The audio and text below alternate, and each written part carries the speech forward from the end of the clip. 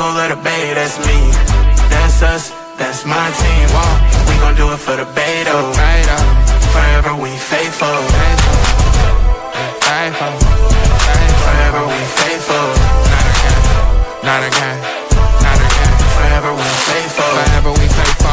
Niner my gang, whoa, that back came real fast. I feel like Usain Bolt. These teams not like us, they not in the same boat. We beat all the big teams, we got all the big rings. I read in that gold. We ball never fold, grind stay in that mold. Another ring is the goal. All we do is win, win, win, no matter what. It's a scary sight, a Niner jersey and a cut. Faithful to the Bay, the Niner gang, yeah we up, living plush. Soon as you look up, another touch. Damn, it ain't next year, it's our year. Now, crowd full of red, white, and gold, screaming loud. Let's get it in, let's get it in. Niner gang, another win. Let's get it in, let's get it in.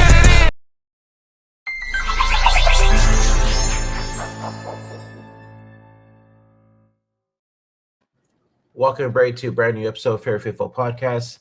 I'm Brandon Free, joined by me, as always, my co-host, Deon from Niner Game Podcast, and Anshul from 49er Media. What's going on, fellas? What's good, man? Just game chilling. day. Ready? It's game day, baby. I'm ready.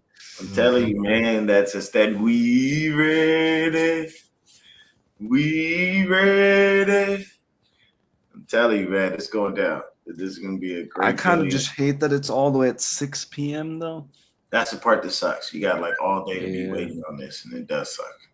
Yeah, I mean, it gives the players a little bit more time too, though, per se, because they did play Sunday. But, enjoy a night game for sure. Technically, they're like prime time game, right? So, let's get right into it, fellas. 49ers are in the divisional round. Who would have thunk it? Playing against their division rival. Round 3, baby. Let's fight against the Seahawks in Seattle. Heard the faithful traveled very well. Nothing but Niner fans over there right now. Seahawks fans trying to not sell our tickets to Niner fans. Yeah.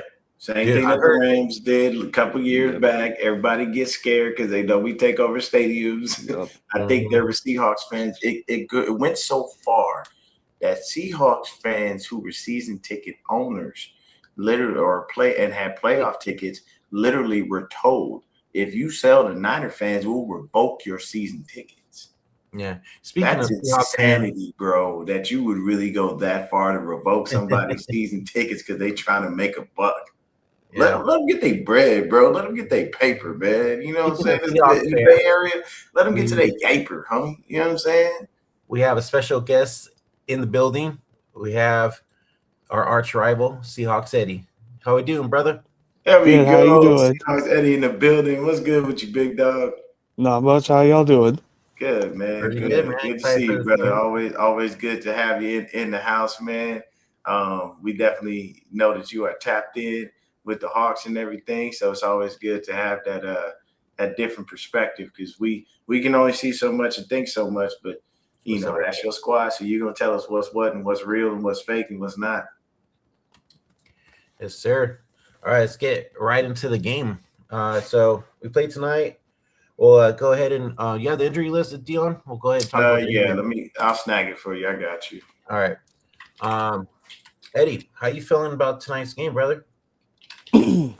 I mean, so far I'm feeling about 65% confident. Okay. It's not your other Seahawks fans thinking that they're gonna beat the brakes off the Niners. I mean, I wouldn't go that far. Yeah, that's why he said 65%. He wasn't playing with that one. This is a true fan right here, okay? Eddie's like us. He's realistic. He doesn't think that the Seahawks are going to win the Super Bowl every year. We don't think the Niners are going to win the damn championship every year. So what we got here really quick is the injury report, and we'll read off ours. And when I read off yours, Eddie, you can tell me what you think if these guys are going to be playing or not, okay? Okay. All right. So for us, of course, George Kittle, he's out. Fred Warner is out. Trent Williams out? What? Nah. He's not out. Nah, this injury report This is is why trash. you don't use AI sometimes. This AI is trash. Hold on. I think this will Hold on, probably I got be you. the one. I got it Yeah, right I here. got it too. All right. I actually got it pulled up. So let me see here. Yeah, because this was 13 hours ago. That's exactly what we want. All right, perfect. So okay, it actually started out with the Seahawks injuries. So Chash Surratt is out. Elijah Arroyo is out.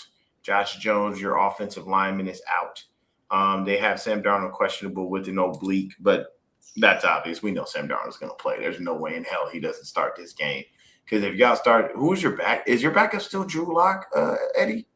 Yep. Oh shit! Hey, Drew Lock has secured himself a job for years, just chilling in Seattle, bro. I gotta give that man some credit. He has been there, just posted up, kickback. It's not even an issue. He's just like, I don't care who you bring in, bro. Just don't take my job. Let me be me. Yeah. Because we have a rookie, but he's not ready to go yet. Right? Milrow. Yep. Yeah. So see, look, Drew Lock knows I have at least third quarterback position or practice squad. I'm good. You know what I'm saying? Because I think Milrow's your number 2, right?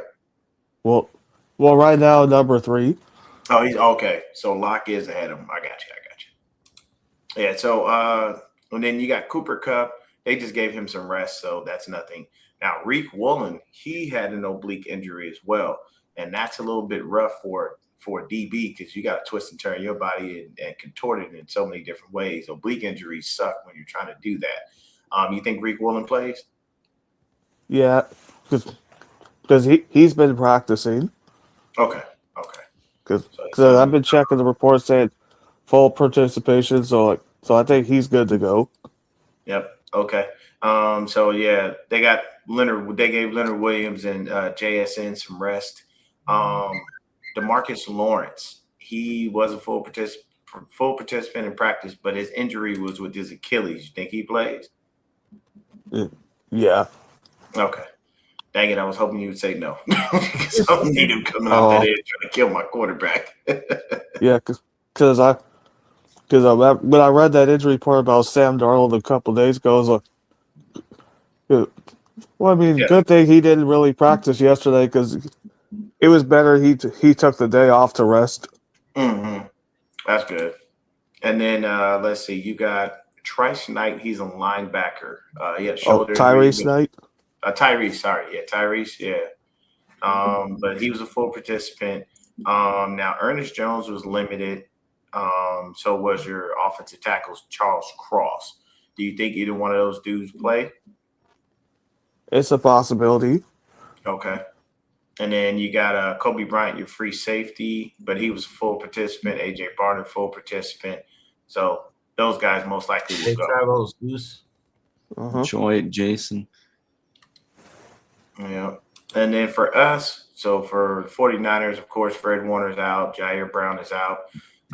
They're saying that Pearsall is questionable, but I think Pearsall plays. Luke Gifford is questionable too, but he's just going to be on special teams anyway, so that doesn't really make a difference. It's not even going to see Luke Gifford on the field.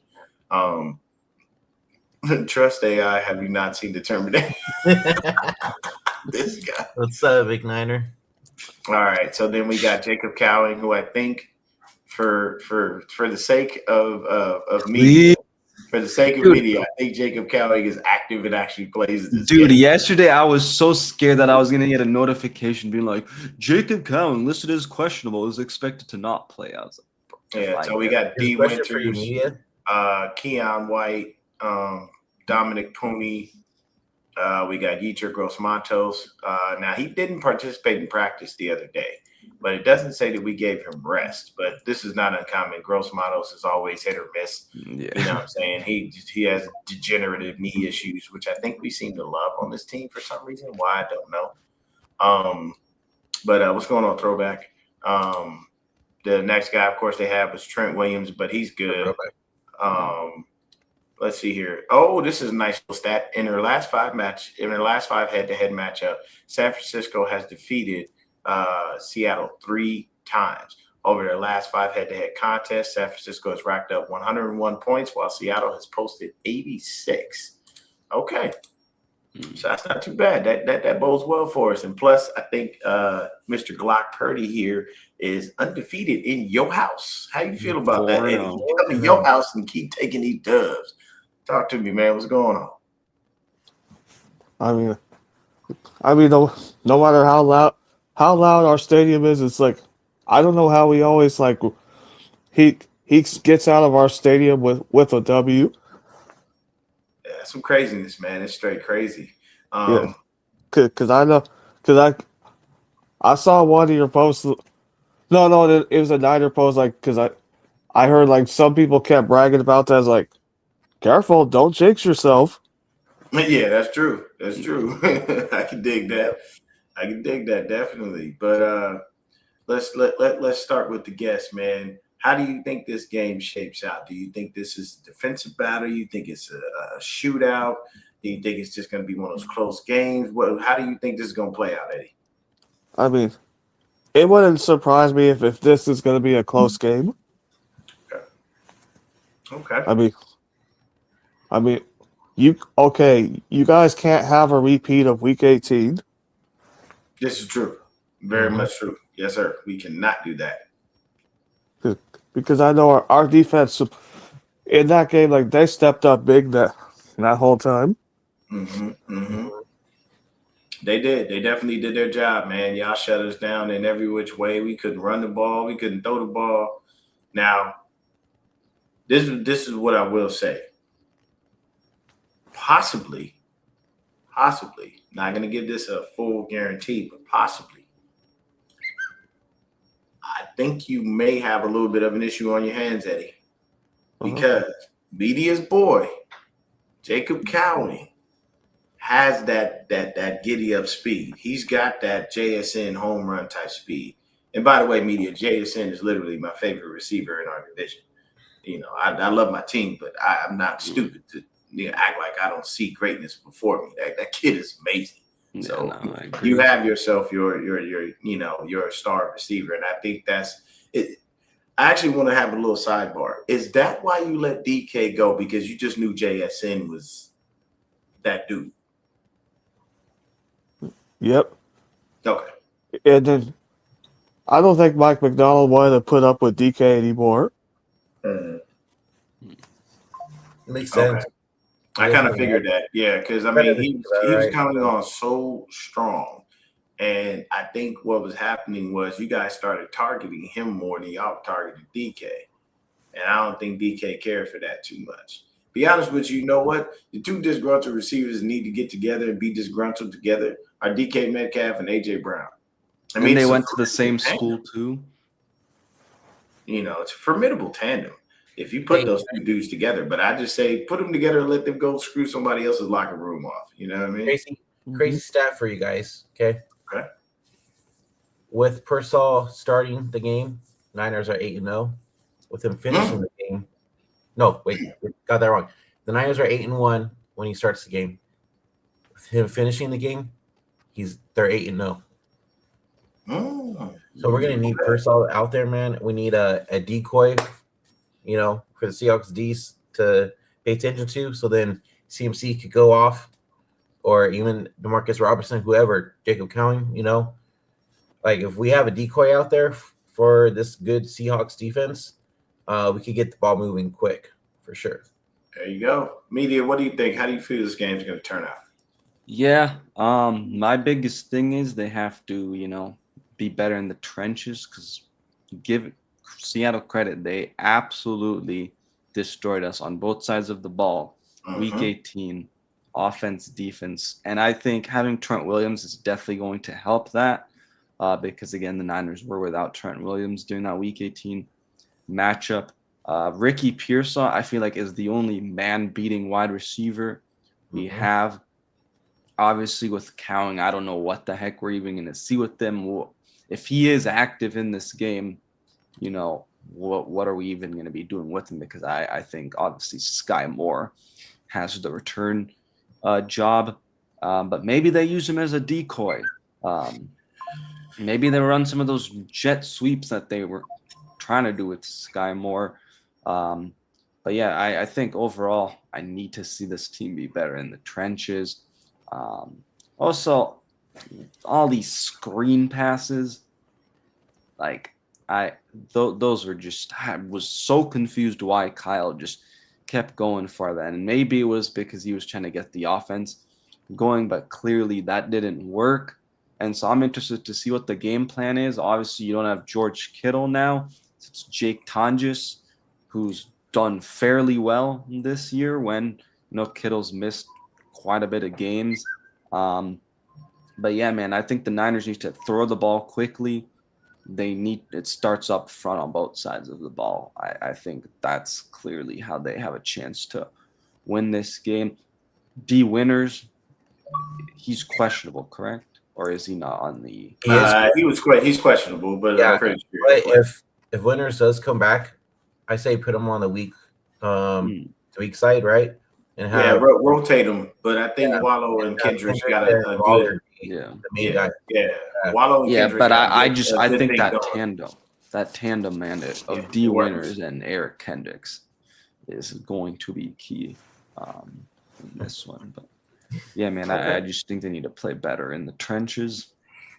So here's the thing for you guys. So I don't know if you guys know this or not, but Seattle is a better road team. Yeah. They struggle at home for some reason. We're the same way.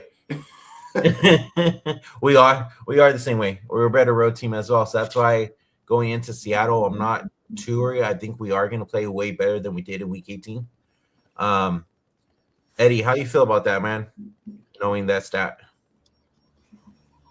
I mean, I think we only lost two games at home. Yeah, there you go. And let me see. I'll see what y'all got, because let's see here. So you lost your first game at home to us. Let's see here. You lost another game, another home game to the Bucks. Eddie is spot on. Only two. That's it. It was us and the Bucks. We were the only team to beat them in their house. Other than that, they kept their crib tight. So, Eddie, what I want to know is, what is the game plan? How do you beat the San Francisco 49ers? Who is it a host of people? Are we keying in on JSN? Are you just going to try to run the ball down our throats like you did the last time? How do the Seattle Seahawks defeat the 49ers? I mean, well, if we could get something going early, maybe maybe run the ball a couple times. It's let's say we're on the goal line. If we can't score a touchdown on opening drive, and you got to take the points instead of trying to go for it on 4th and goal. Okay. I mean, last time, that's why I kept saying take the points. There you go. Yeah, anything is better than nothing. Mm-hmm. Okay. So who gets it done for you? Who is that dude on offense that's just gonna make the 49ers, remember their name? Who is that guy that you're gonna go with? I'm gonna ask you this: outside of Jackson Smith and Jigba, we know his greatness already. Who outside of Jackson Smith and Jigba is going to make the Niners think twice? I mean, okay, because we'll have Rashid Shaheed returning punts because you don't want to leave any open holes for him to just, otherwise he's just gonna take it all the way. Okay. So Shaheed on the punt returns, we got to be mindful of that. I like it. Who on defense is the guy that's going to be, wrecking the Niners' plans? Who's going to be out there? You have a host of fantastic defensive players, and I know that Seahawks fans are enamored with Eamon Wari. But who on the defense do you see that's going to make the Niners' day a living hell? Yeah, I'm going to say one of them. It's probably going to be our linebackers. Okay. Like Leonard Williams, Ernest Jones. Mm-hmm. Okay. Just real quick. So Eddie says his linebackers, which they are very, very good. Yes. And the problem we have is we love throwing in the middle. So Yeah. I'm kind of wondering how that's going to go in tonight's game because the Niners love throwing in the middle. Deon, what's your thoughts on that? It's going to be what's going on, Tony. So it's rough. The thing is that is literally the Niners playlist. It's run the ball to set up the pass, and when you're passing, throw over the middle because that's where you make your money. The hard part is with those two linebackers in the middle, that's not going to be no walk in the park. You're going to have to respect them and make sure that you put the ball in places where it cannot be intercepted. Purdy cannot throw 2 interceptions this game. Nope. I don't believe you can do that. The reason being is you never want to give the other team any opportunity to do anything. You don't want to give them the opportunity to score. You don't want to give them the opportunity to be able to be on the field. I mean, hell, even if they just have a drive that just eats up the clock, if they're ahead, that's a dub for them. You know what I mean? Long drives are crappy. So the key for us is to make sure that we convert on our third downs. And to be honest with you, you got to be mindful when you're coming over that middle. It has to be there. You know what I mean? And if you're going to put it up with guys like KB, put it up with guys like Juwan, because they'll go up and get it and usually come down with it. KB, I'll make him 1B on that one because Juwan usually doesn't drop. KB will drop every now and then. Yeah. But I honestly think that we still can get it done over the middle. We just have to be mindful of where those guys are, because if Purdy is out there playing hero ball and he's acting as if they don't exist, those Ernest Jones is gonna make you pay. You know what I'm saying? And Mosu's gonna make you pay. Eamon Warrior will make you pay. Kobe, he'll make they've got dogs on that Seattle defense. So this cannot be a hero ball game from Brock Purdy. I need him to go out there and be efficient with the rock and make sure that he is doing things, putting the ball where they can't get it. If they're knocking passes down, that's fine. But if they're intercepting passes like last time, we're going to be in a world of trouble. It's the playoffs. And teams play differently. I can tell you right now, Mike, Mike McDonald he's sitting there, he's happy, he's smiling. Hey, I got him. I got a dub on Shanahan. But I can tell you right now, he's not walking to this game overlooking us by any stretch of the imagination. I know he has that defense ready. And with that being said, man, I do want to ask you, Eddie, what do you think that he does on defense? Do you think he changes up that defensive game plan, or do you think he kind of sticks to the script? Like, hey, it worked last time. If it ain't broke, don't fix it. Yeah, we're going to expect to see some changes in the defense. Okay. It's like playing a game of cards. Or should I say you're shuffling around like you don't know what's going to happen with our defense. Okay, there we go. We got a little liveliness out of him. There we go. Yeah. We just had to warm him up real quick. That's all. Yeah, we got to warm him up real quick. Yeah, he's still waking up, getting his feet up under him. That's okay. So, real quick, Eddie, this one's for you, and then I'll go media as well with the same question. The boys over at Nothing But Niners kind of brought this up yesterday. Your defense, Eddie, when there's like motion coming from the opposite side, you guys do not move whatsoever. You guys just stay still, and then it kind of like scares the offense a little bit. Media, will go with you first. How do the Niners basically interpret that and try to, go away from these great Seahawks defensive guys that they don't motion really that much. They just stay still when offense motions or changes the plays or whatever.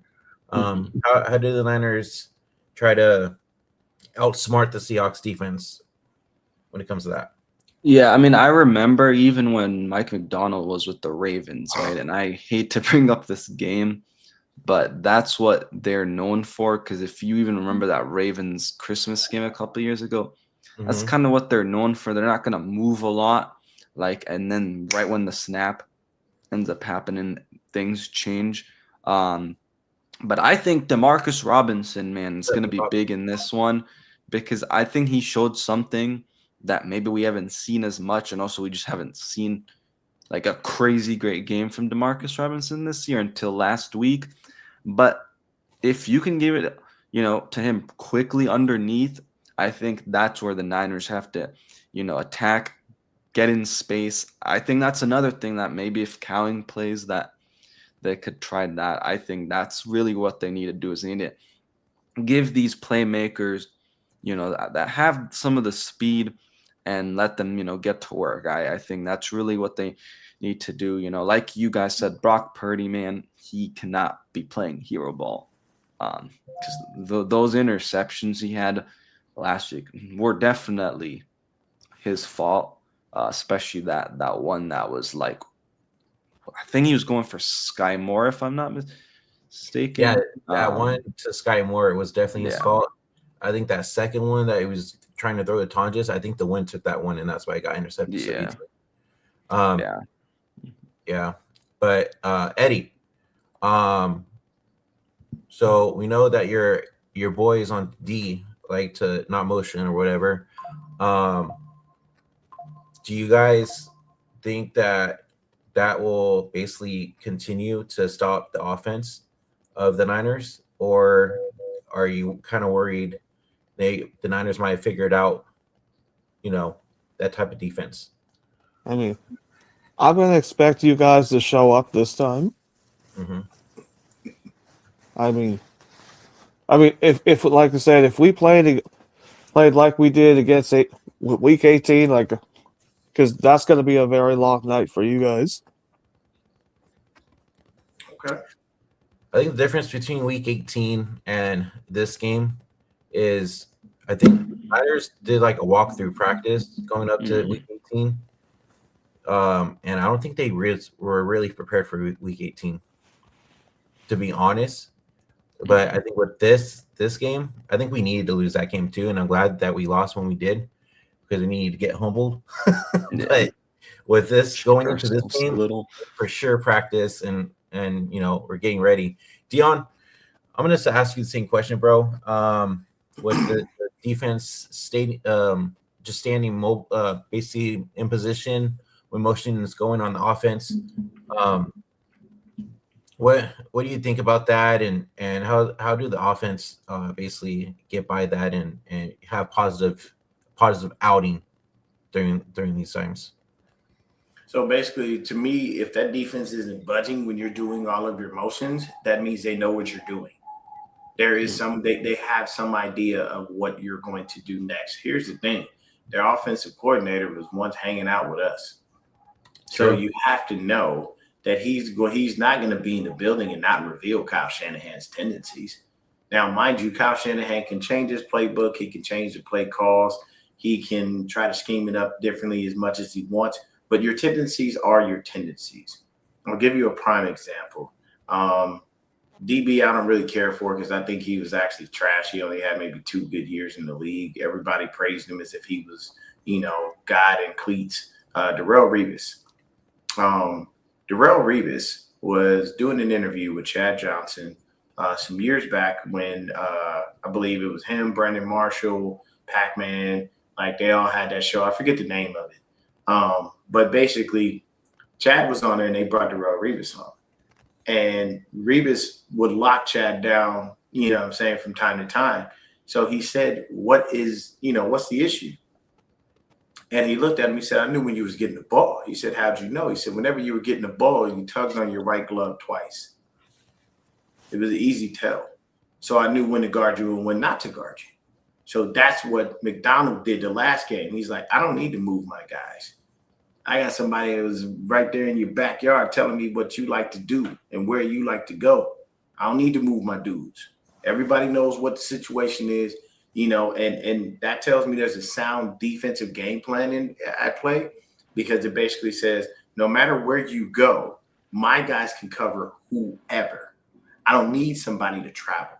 You know what I'm saying? I just need you to know, hey, if one guy goes that way, you take this dude. If one guy goes that way, you take that dude.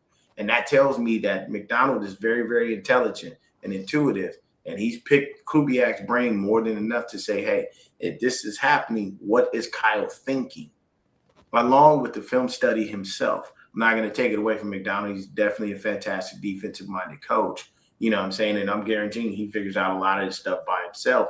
But in the process of figuring that out, I do believe that he does pick Kubiak's brain. Hey, you were there. Where are we going with this? What's coming next? That way you can tell your defensive players, hey, you need to be worried about this or look for that. Now, does that mean that he's going to completely shut him down? I doubt that highly. I don't think that's going to work. But it does give you an edge when it comes down to it. So for me, having somebody that was in the building over there in Seattle right now is definitely a disadvantage for us. But what I can say is it doesn't mean that we are completely lost. We definitely will still have some things that we can scheme up. And then at the same time, with the addition of possibly having Pearsall back and possibly having Cowing play, those are two dudes that weren't in that last game. And hell, we haven't seen Jacob Cowing all year. Mm-hmm. So you have to think about it. Those could be the things where those are the wrinkles in the offense where they're looking at going, okay, now I really don't know what he's doing with this person because we haven't seen it. Right. So that could be that leg up on them saying, hey, we have Jacob Cowing and we're going to run an end around or, a jet sweep or, hey, instead of Jennings passing that ball to CMC, he's passing that to Cowing or to Ricky Pearsall or whatever the case may be.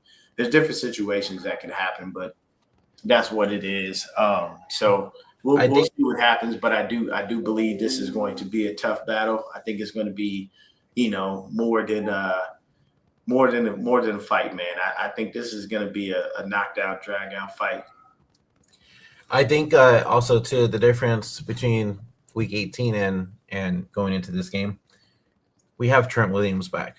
That's a major key for sure, because that helps that O-line out a lot. Having Big Trent back, and then also too, if Pearsall plays tonight, that's another one that's going to be a big difference maker too. Because, like I said earlier, Pearsall could be a decoy to a lot of the plays that are run in this game, and will make other receivers open. Right. Mm-hmm. So, another thing too is kind of brought this up too as well. Is I think Kyle does a lot more 21 personnel going into tonight's game, which for some reason he never does when Kittle's in there, but when he's out, we see a lot of 21 personnel. So hopefully, that also works out too. But Bebop did say, and I did see it today on Countdown, that Darnold hasn't been throwing since they brought out the oblique injury. I'm not too worried about it. I think it's just the Seahawks trying to wild up everybody. It's some gamesmanship thing. Yeah. Even Brock Purdy a few years ago, actually, in 22, remember had the oblique. Yeah, and then, and he balled the fuck out. Yeah, he played his probably best games. So. He did. So I think Darnold plays tonight. I'm not worried about it. Seahawks, Eddie, I'm sure you're not worried about it, right? I'm not worried about that either. Yeah. So, all right. Let's go on to the key factors going into this game. I'm going to go ahead and start with you first, Eddie. What do the Seahawks have to do to be able to win this game? I mean, number one, utilizing our running games. And tell Darnold, look, if you don't see anybody wide open, just throw the ball away. Because remember, last time he played mistake-free football, so we need to have that again. And then the number one thing, this is always going to hurt us, is getting penalties. I mean, especially on offense and defense. It can't be getting a lot of holding calls. Can't be getting a lot of offside calls. Mm-hmm.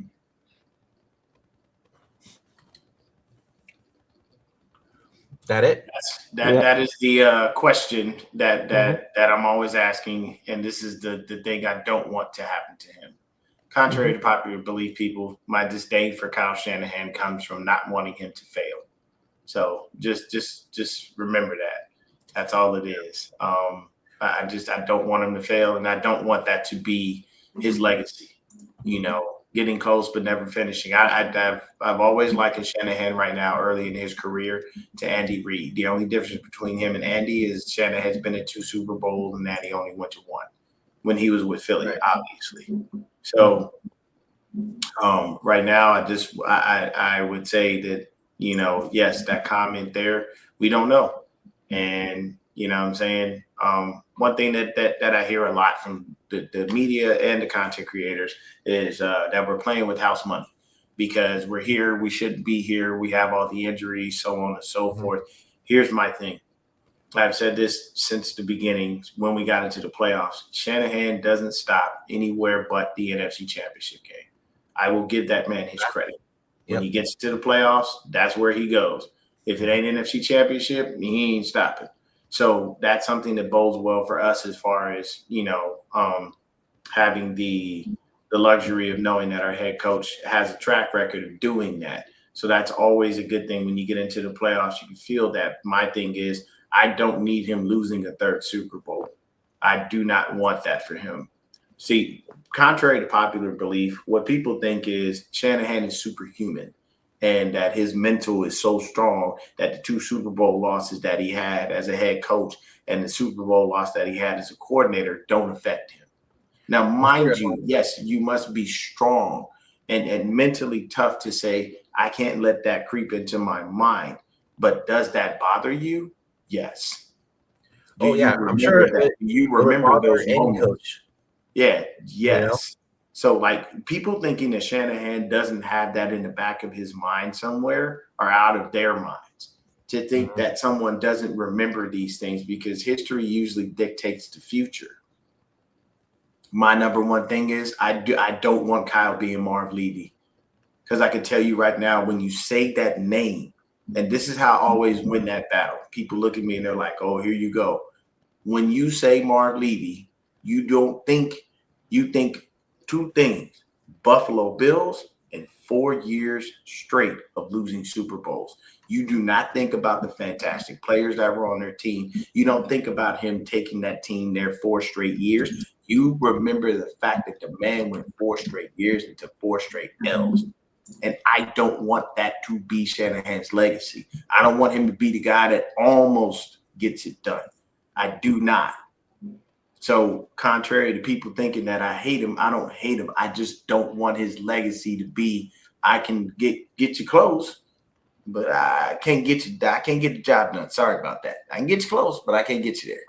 Because the thing is real quick, and then I'll get off of that, is everybody will say, oh, well, players do the Super Bowl. At the end of the day, I say this, and this is the truth, and Eddie, you can tell me if I'm wrong.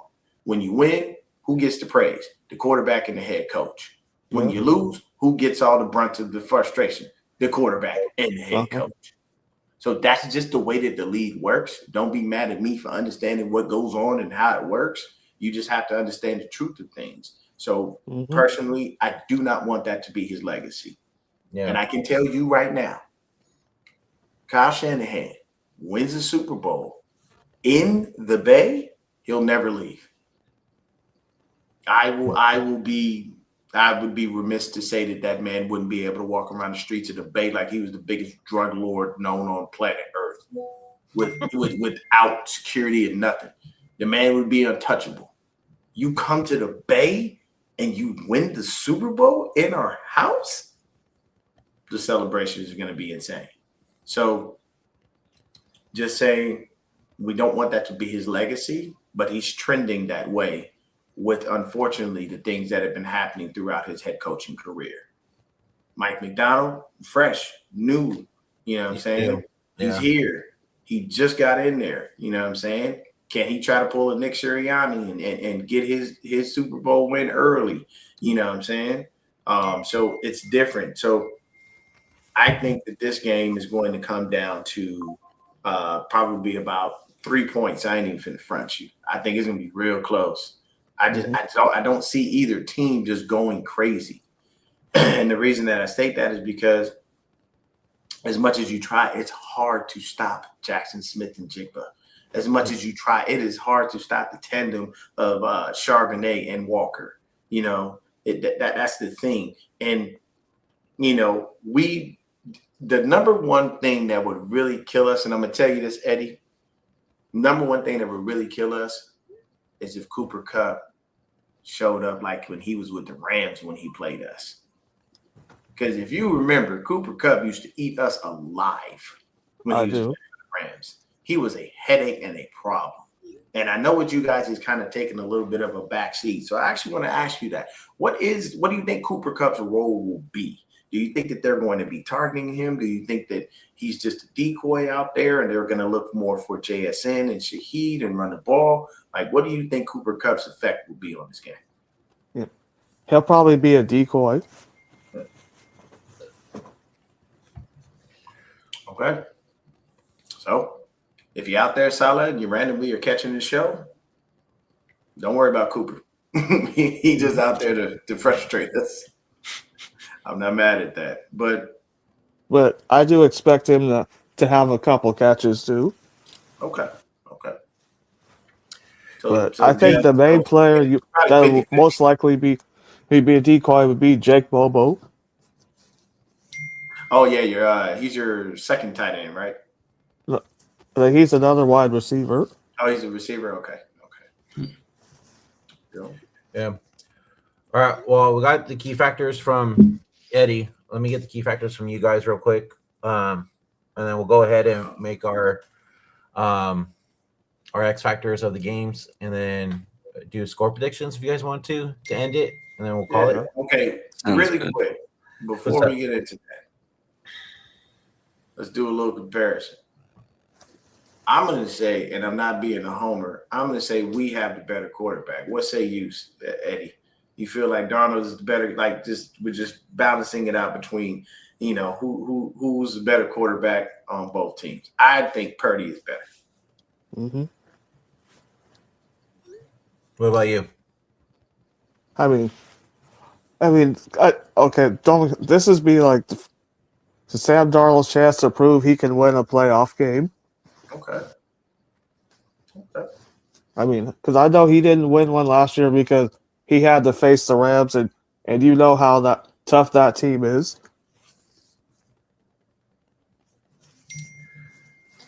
Because I don't think any of us want to see the Rams in the playoffs. No, we don't. Nobody does. No. So like that's It's so okay. we They're gotta gonna pray get bounced tomorrow, so because well, we can pray the Rams get bounced out. Yes, we all will be doing so. Mm-hmm. Okay. So now here's the thing. The running backs, I'm going to have to give to Seattle. I'm going to have to give y'all the upper hand. And the reason being is because you have two viable backs while we got a CMC. And that's just one person.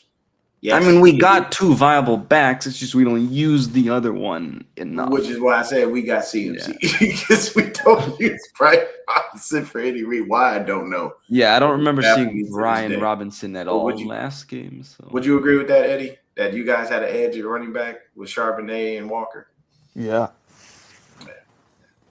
Now, offensive line, I ain't even going to lie. Ah, shit, it's doing that shit again. What's going on? Yeah, his camera freezes sometimes. So wait, say that one more time, Deon. Yeah, sorry about that. No, I was saying offensive line, I'm going to get that to Seattle. I think their offensive line is better than ours. yeah. I think wide receivers. Seattle, I would say. Yeah. Yeah, I mean, dude, wide receiver is like probably my number one offensive need going into the offseason. So Yep. I'm taking the And defense altogether, Seattle. Yeah. yeah. I was gonna say, I sorry, don't know. Linebackers you have to are excuse kinda my close. Wi-Fi. Oh, no, you good. You good. It's me. Mine will trip out every now and I then. think Just- linebackers are close, though. I think even without Fred Warner, I almost give us the edge. Yeah, I don't know, man. So, give me your key factors to the game, Deon and Anshul, and then I'm gonna ask Eddie a question afterwards. For me, it's simple. Run the ball, control the clock, make sure Sam doesn't even get on the field. You're going to have to force that ball. I don't care if it's not working. You're going to have to keep running until the Seahawks defense get tired. So I would say that. I would think that is definitely crazy. But I would say run the ball, control the clock, hit them play action pass. And Brock, no hero ball on offense. And for us on defense, it's slowing down JSN because you're never going to fully stop him. But key in on stopping the run. There was a creator yesterday that was doing some research. We need to start the game with Collins. You need him to restart again. Okay, say it one more time because you cut out. Sorry, I know You cut out at Collins. We need to start the game on defense with Collins and West in the middle because there are run stuffers. And we need to make sure that those two dudes are in there. There's a dude doing some background checks and taking a look at things. And those two, when they're in, we're shutting that run down a lot better. So Collins and West need to be the starters. And I would say that would be the game plan for me. What you got, media?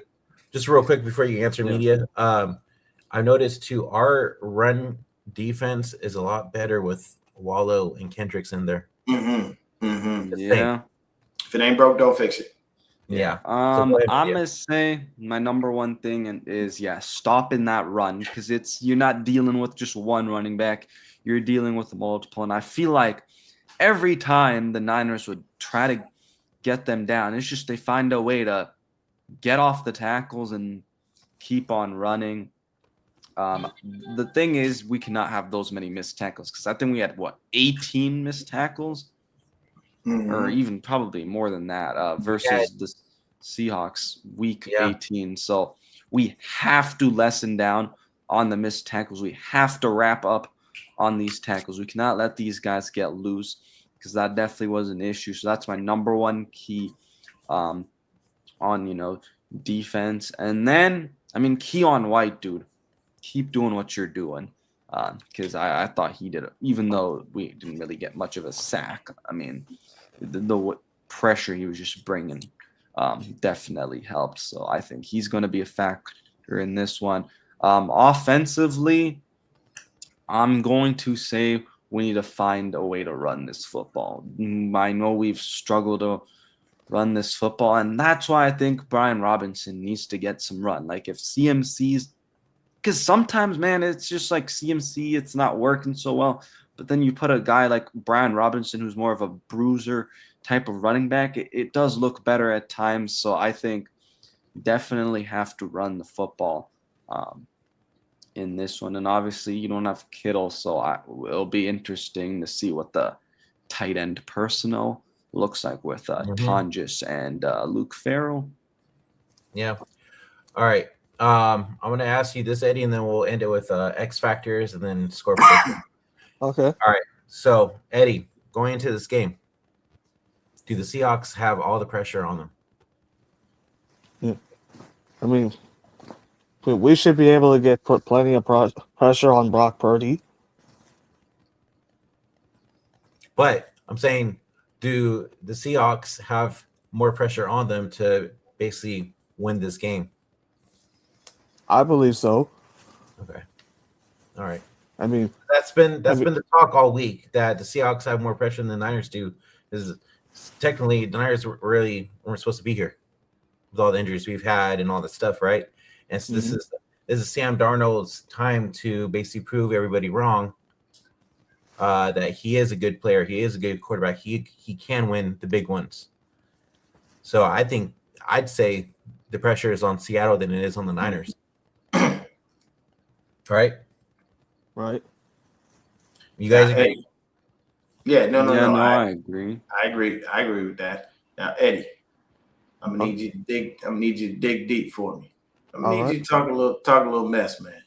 Tell us how y'all gonna destroy us, man. I need you to give me a little something. Give me a little extra there. Tell us how you gonna break us down, man. Get into that 12 mindset and tell us how you rip this team apart. I need a little something from you.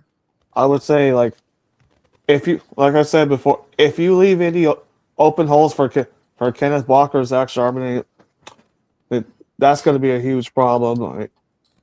And it's a possibility JSN could get 100 yards tonight. Okay.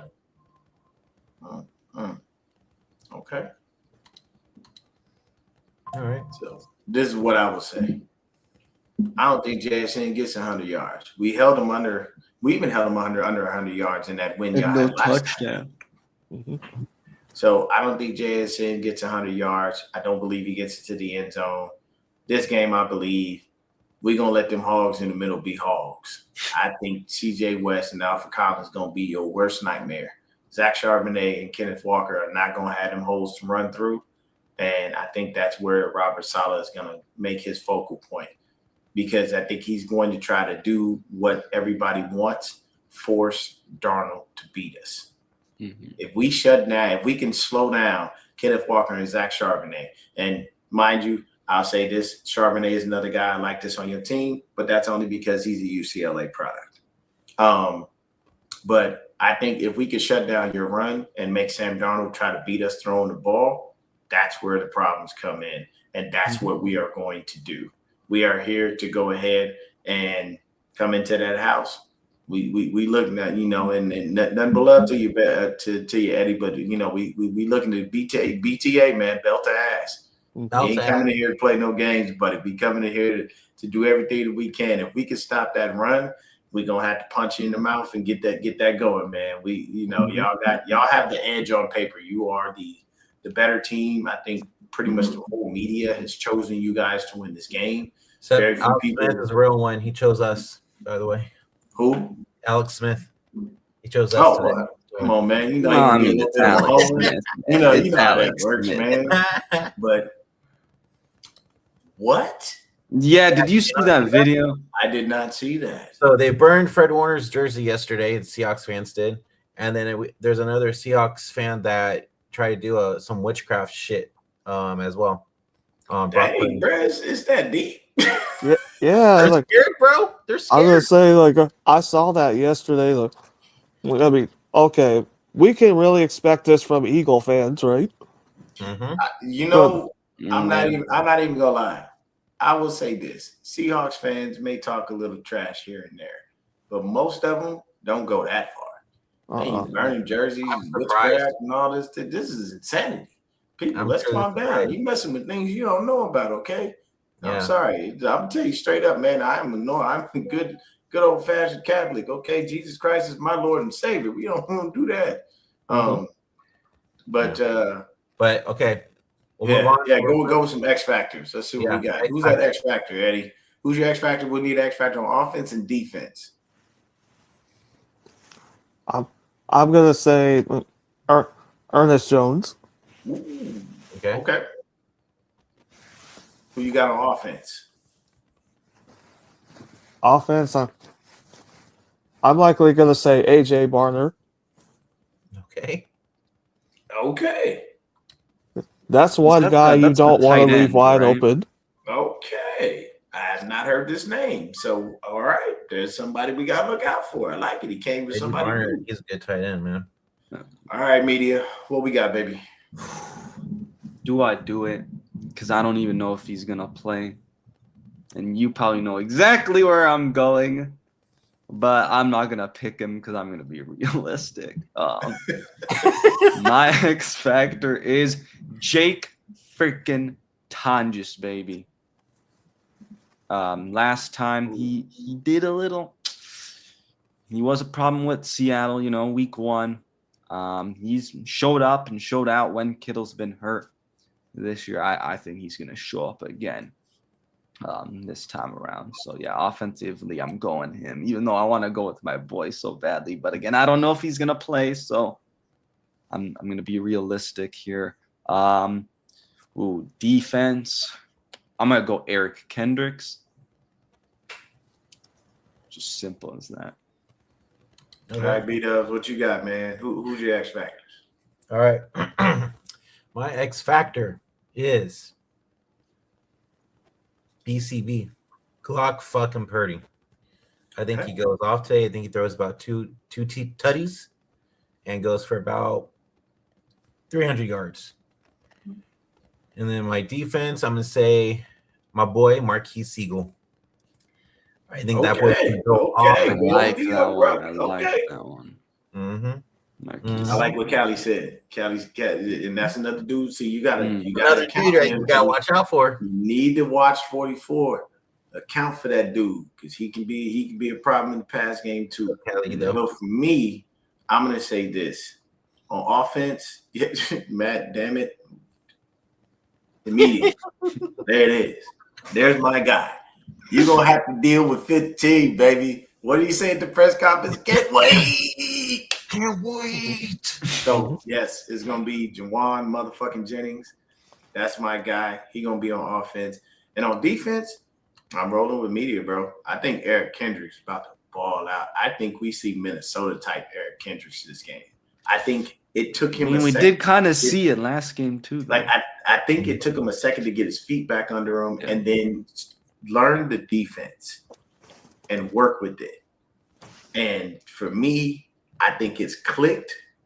And then once again, just the massive amount of positive energy that Fred Warner brings with his presence on top of coaching on the sideline. Because he could be there with the iPad going, okay, hey, Eric, Wallow, come here. This is what we're seeing. Look, hey, they're doing X, Y, Z. This is me. I go here. I do, you know what I'm saying? The coaching on the sideline helps a lot. So I think that personally is going to be Eric Kendricks.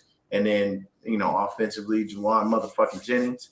But everybody else, man, I think is just going to play a role. And for media's sake, I say that Cowing does play, and they put him in for some Debo type shit.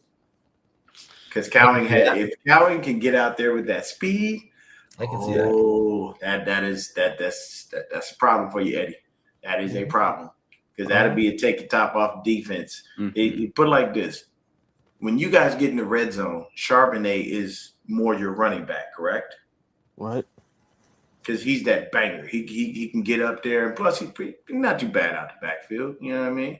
Not taking anything away from Kenneth Walker. But I think Walker more so is that I want to say, 40 to 60 yard kind of guy where Charbonnet – in those short spurts, he can help you guys out, period.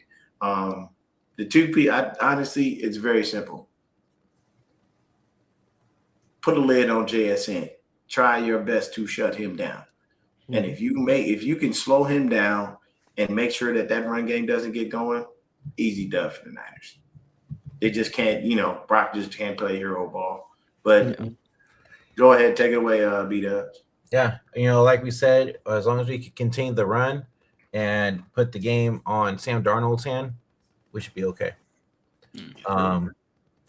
But we'll end it with this score predictions. I know some of us don't like to do it, but you can just say who you think got winning as well. But we'll start with you, Eddie.